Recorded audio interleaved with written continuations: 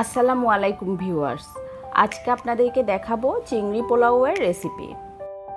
আমার ভিডিওটি যে যেখান থেকে দেখছেন আশা করছি ভালো আছেন এবং সুস্থ আছেন। চিংড়ি পোলাও করার জন্য এখানে আমি 700 গ্রাম চিংড়ি মাছ ধুয়ে পরিষ্কার করে নিয়েছি। পোলাও রান্নার জন্য এখানে আমি আধা কাপ সয়াবিন তেল নিয়েছি। এখানে আধা কাপের কম দিলে আপনার পোলাও ভালোভাবে ঝরঝরে হবে না। বড় সাইজের 6 কোয়া রসুন কুচি খুব ভালোভাবে ভেজে বাদামি কালার করে নিব। যারা আজকে আমার ভিডিও প্রথম দেখছেন আশা করছি আমার চ্যানেলটি সাবস্ক্রাইব করে পাশেই থাকবেন। রসুন কুচিগুলো বাদামি কালার হতে হতে এখন দিয়ে দিব 1 চা চামচ লবণ, 1 চা চামচ গোলমরিচের গুঁড়া এবং আধা চা চামচ জিরা গুঁড়া। কিভাবে রান্না করলে চিংড়ি মাছ শক্ত হয়ে যায় না এবং ছোট হয়ে যায় না সেই টিপসগুলো আমি বলে যাব। সেই জন্য ভিডিওর কোনো অংশ স্কিপ না করে পুরো ভিডিও দেখতে থাকুন। রসুন কুচিগুলো খুব ভালোভাবে বাদামি কালার হয়ে গেলে এখন দিয়ে দিব 1 কাপ পেঁয়াজ কুচি। পেঁয়াজ কুচি দিয়ে আবারও কিছুক্ষণ ভাজতে থাকব। দিচ্ছি 2টি তেজপাতা, 5টি এলাচ এবং 2 ইঞ্চি পরিমাণ দারুচিনি। পেঁয়াজগুলো ভাজা হয়ে এলে দিয়ে দিব 3 টেবিল চামচ পরিমাণ নারকেল বাটা। আপনার হাতের কাছে যদি নারকেল বাটা না থাকে না দিলেও চলবে, কিন্তু দিলে টেস্ট একটু বাড়ে।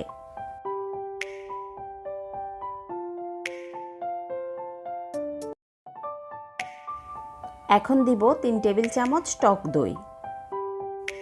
যেহেতু আমি এখানে টক দই ইউজ করছি তাই টেস্ট ব্যালেন্স ঠিক করার জন্য আমি এখানে দিয়ে দিব 1 চা চামচ চিনি। দিচ্ছি 2 চা চামচ লাল মরিচের গুঁড়ো।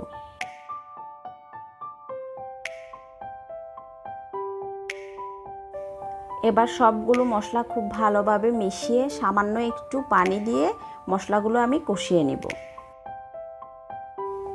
2 থেকে 3 মিনিট মশলাগুলো কষানোর পর দিয়ে দিব আগেই ধুয়ে পরিষ্কার করে রাখা চিংড়ি মাছগুলো। এই পর্যায়ে আমার চুলার আঁচ কিন্তু পুরোপুরি হাইতে দেওয়া আছে।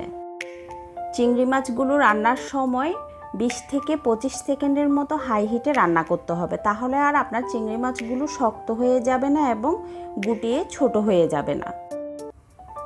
20 সেকেন্ড পর আমার চিংড়িগুলো খুব ভালোভাবে কুক হয়ে গেছে। এখন আমি সবগুলো চিংড়ি একে একে একটি বাটিতে তুলে নেব। সবগুলো চিংড়ি মাছ আমার উঠিয়ে নেওয়া শেষ। মশলাগুলোর মাঝে এখন দিয়ে দিব আমি কিছুটা কাজু বাদাম এবং কিশমিশ। কাজু বাদাম এবং কিশমিশগুলো খুব ভালোভাবে ভেজে নেওয়ার পর দিতে হবে পোলাওয়ের চাউল। এখানে আমি 700 গ্রাম চিনি গুঁড়া চাউল ধুয়ে পানি ঝরিয়ে নিয়েছি। আমি পোলাও রান্নার সময় সবসময় চাউলগুলো ইনস্ট্যান্টলি ধুয়ে পরিষ্কার করে পানি ঝরিয়ে নিই। ভিজিয়ে রাখার প্রসেসে গেলে পানিটা একটু বুঝে শুনে না দিতে পারলে তখন কিন্তু আপনার পোলাও ঝরঝরে হবে না। এবার এই মশলার মিশ্রণের মধ্যে আমি পোলাওয়ের চাউলগুলো খুব ভালোভাবে ভেজে নিব যতক্ষণ না পর্যন্ত চাউলের কালার কিছুটা চেঞ্জ হয়ে যায়। চাউল খুব ভালোভাবে ভেজে নেওয়ার পর দিয়ে দিচ্ছি 5 কাপ পরিমাণ গরম পানি। এখানে আমি কাপের মাপেই মেপে দিয়েছি যাতে যারা নতুন পোলাও রান্না করবেন, নতুন রাঁধুনি যারা আছেন তাদের সুবিধা হয়। 700 গ্রাম চাউলের জন্য এখানে আমার 5 কাপ পরিমাণ পানি লেগেছে। পোলাও রান্নার ক্ষেত্রে সব সময় চাউলের ডাবল আপনাকে গরম পানি ব্যবহার করতে হবে, তাহলে আপনার পোলাও খুব ভালোভাবে রান্না হবে এবং ঝরঝরে হবে। এই পর্যায়ে আমার চুলার আঁচ কিন্তু হাই হিটেই দেওয়া আছে। আমি ততক্ষণ পর্যন্ত ঢাকনা ছাড়া হাই হিটে রান্না করব যতক্ষণ না পর্যন্ত পানি এবং চাউলটা গায়ে গায়ে মাখো মাখো অবস্থায় হয়ে যায়। পানি এবং চাউল যখন মাখো মাখো অবস্থায় এসেছে ঠিক তখনই আমি আমার টেস্ট ব্যালেন্স অনুযায়ী কাঁচামরিচ এবং আগেই রান্না করে রাখা চিংড়ি মাছগুলো দিয়ে দিয়েছি। এবার পোলাওয়ের সাথে চিংড়িগুলো খুব ভালোভাবে মিশিয়ে নিয়ে ঢাকনা দিয়ে চুলার আঁচ পুরোপুরি লো করে দিয়ে 20 মিনিটের জন্য রান্না করব। 20 মিনিট পর আমার পোলাওগুলো পারফেক্টলি কুক হয়ে গেছে। এই যে দেখুন আমার পোলাওগুলো কতটা ঝরঝরে হয়েছে এবং পাতিলের নিচেও কিন্তু লেগে যায়নি।